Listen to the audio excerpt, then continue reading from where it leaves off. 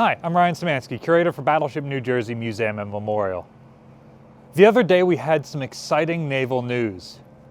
The next Arleigh Burke-class destroyer, a Flight 3 boat, is going to be named after Commander Ernest Evans. Commander Evans is most famous for his time in command of USS Johnston, particularly during the Battle of Samar. During this action, Commander Evans was killed and Johnston was sunk, but they were able to keep most of the carriers they were escorting alive despite overwhelming force from a Japanese battleship. USS Johnston roughly weighs the same as a 16-inch gun turret on Battleship New Jersey, and yet her main armament was just half of the broadside armament on one side of Battleship New Jersey. However, any history book you read about Commander Evans talks about the Battle of Samar, but nothing else about his life. So I wanted to talk a little bit about his career prior to Samar. Much of the information here comes from some articles that Commander Tom Cutler wrote for Naval Institute Press. Commander Evans was born on August 13th, 1908, in either Muskogee or Pawnee, Oklahoma. The different sources list a different place, so he might have been born in one and then grew up in the other. I'm not entirely sure. Either way, Oklahoma was only 2 years removed from being the Indian Territory. He himself was half Cherokee and a quarter Creek. After graduating high school, he tried to join the Marines, but a knee injury prevented him, so he joined the Navy. After spending a year as an enlisted sailor, he won a fleet-wide competition, earning his spot at the Naval Academy at Annapolis. He spent 4 years there before being commissioned as an ensign, where he was described as big-hearted, good company, and radical from birth. And he was given the uncreative nickname by upperclassmen, Chief, or Big Chief. In 1931, when he graduated, he requested to go to flight school. And so he was sent to San Diego, where poor hand-eye coordination prevented him from becoming a pilot. So instead, he was sent to the Battleship Colorado. Bet you didn't know he was a battleship sailor too. Battleships are a great place to put young officers because unlike on, say, a destroyer, whereas an ensign or a lieutenant JG, you're commanding an entire department, on a battleship, you're going to have many other people in your chain of command, both above and below you, to keep an eye on you while you learn the ropes. From there, he has a completely disproportionate amount of sea time compared to staff time. So he serves on USS Roper, USS Rathburn, then he goes to Naval Air Station Pensacola and becomes qualified as a Naval Gunnery Observer. So he flew around in the aircraft and spotted fall of shot for the big guns.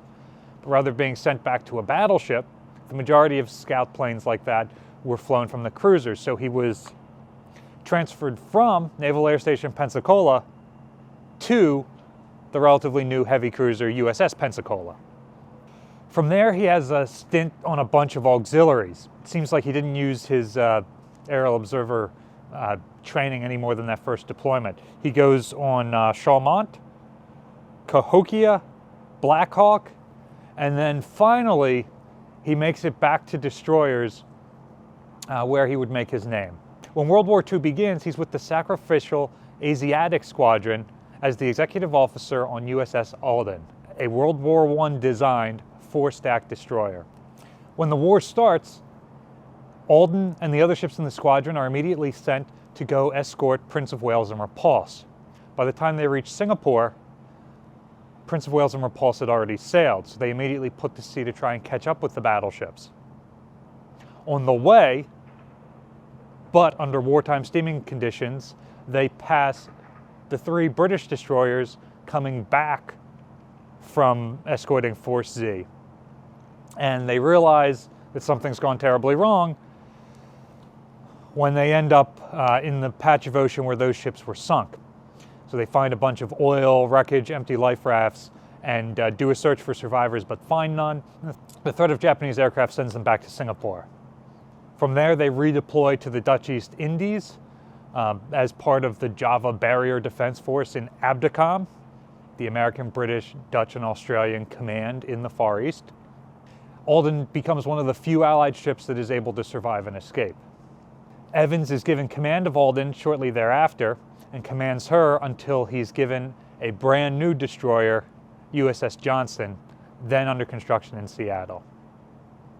In command of Johnston, he participates in a number of escort operations, both with 3rd and 5th Fleet, in the Marianas, in the Solomon Islands, at Kwajalein, Eniwetok, Bougainville, and Guam. He even earns the Bronze Star when Johnston sinks a Japanese submarine. From there, Johnston would be assigned to the escort group of the 7th Fleet escort carriers, and finally Taffy 3 in October of 1944.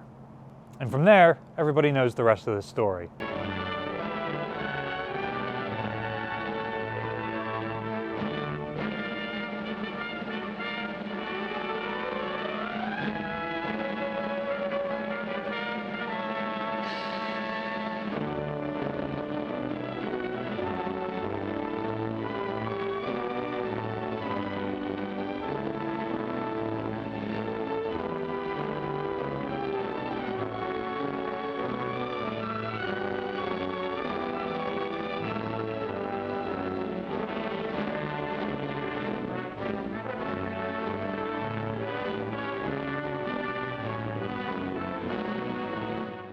If you don't, we recommend going to Naval Institute Press's website and checking out their wide variety of books on the Battle of Leyte Gaulle. Prior to the naming of DDG-141, only one other ship has borne the name Evans in honor of Commander Ernest Evans, which was DE-1023 in commission from 1955 to 1968. So what do you think? Are the names Johnston and Ernest Evans names that should always be assigned to ships in the U.S. Navy? I certainly think it's up there with Samuel B. Roberts. Let us know in the comments section down below.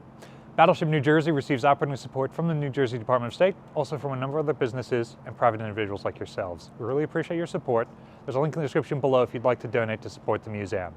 You can also support us by liking, sharing, and subscribing so more people find out about us and our channel. Thanks for watching.